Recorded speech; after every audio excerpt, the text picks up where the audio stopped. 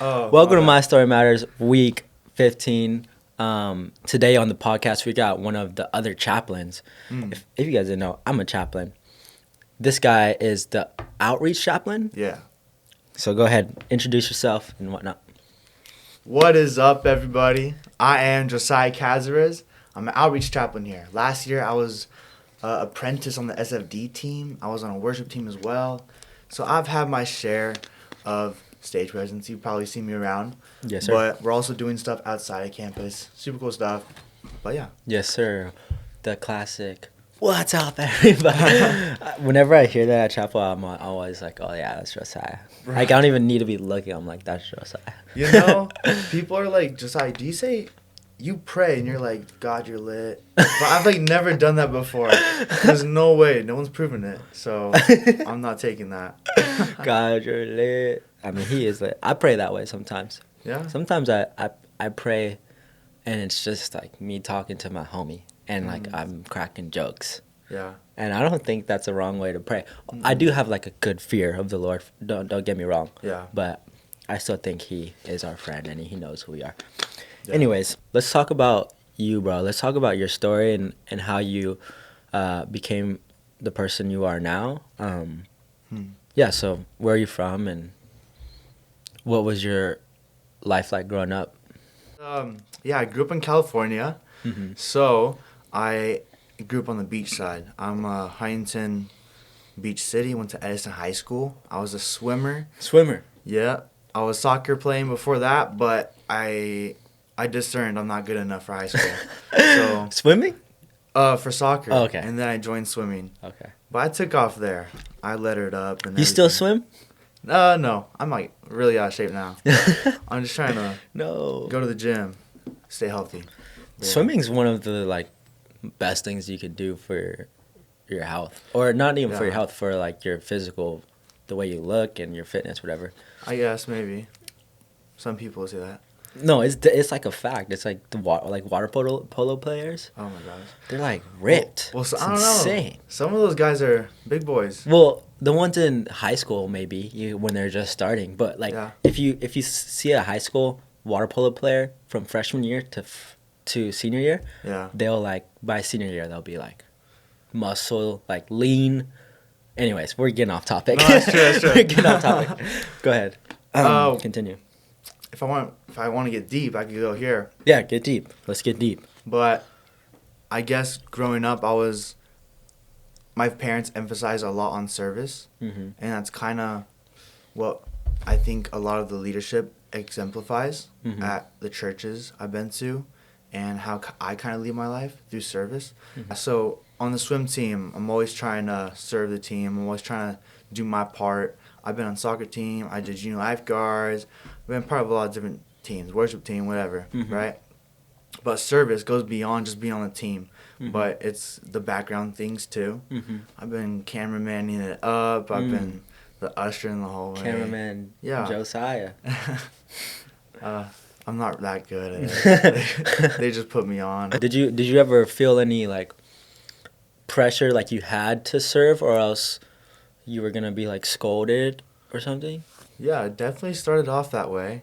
You know, it kind So did you enjoy it at first, or was it like a chore at first, and then you kind of learned to enjoy it and learn to like, oh, actually, I do love serving people. What was it like? of yeah. What was the switch? Yeah, it definitely started off as a chore. My parents delegating me to do all these things, Mm-hmm. and I never took actual responsibility for what I did until I came towards the end of my high school years. That's when it was like my decision. I Mhm. wanted to do these things, and I took pleasure in doing Mhm. what I did. Cool. What about your relationship with the Lord? A lot of people like growing up, they didn't really have a relationship with the Lord until like a certain point, and it came real to them. Mhm. Like, I guess you're a PK. You could have went in like either directions, the extreme, and luckily, like, you chose to follow after the Lord. But I guess for a lot of people, or for most people, it's like that's always on the back burner until like they actually experience Him firsthand in a service, or their life, it just gets so hard and they get to a low point and that's the only place that they can go. So they do, and then the Lord meets them, and that's great. But Yeah. so did you always just like have a faith for the Lord and never really doubted it? Mm-mm. I doubted it in middle school and high school severely. The people I was around uh, were searching and trying a lot of new things. Mm-hmm. And I mean, didn't participate in so much of that, but I was definitely questioning a lot of my life. I questioned my parents and their authority. I questioned other leader authorities, Mm-hmm. and that's where I was. That's when I was exploring different religion and Mm-hmm. trying to study up and figure it out for Yeah. myself. Yeah. And I don't think that's a bad thing. I think Mm-mm. that's like, we all have to make our own Yeah. decisions, you know what I I mean? would say you have to experience that for yourself. Mhm. You have to figure that out for yourself. So I never would have had the faith I had if I never questioned it, Mhm. because I grew up in it. I feel, Mhm. without me actually discerning for myself. Yeah, no, definitely. Definitely. So, when did you question that? High school. High school. Yeah. And then where did you land? It was relationship with Jesus. Mhm. That's where I landed. Come on. You know, Come on, relationship with Jesus. it was Yes, sir. it was unlike anything I ever heard in church. I just always thought it was distant, and that's a part of that's a part of the reason why a lot of people serve a ton and a ton and a ton, but they might not even know the Lord. Mhm. I found myself in that spot Mhm. where I thought, but then I ended up not even knowing why I was serving, because I didn't know God, or I didn't know why Yeah. I was in this Mhm. to begin with.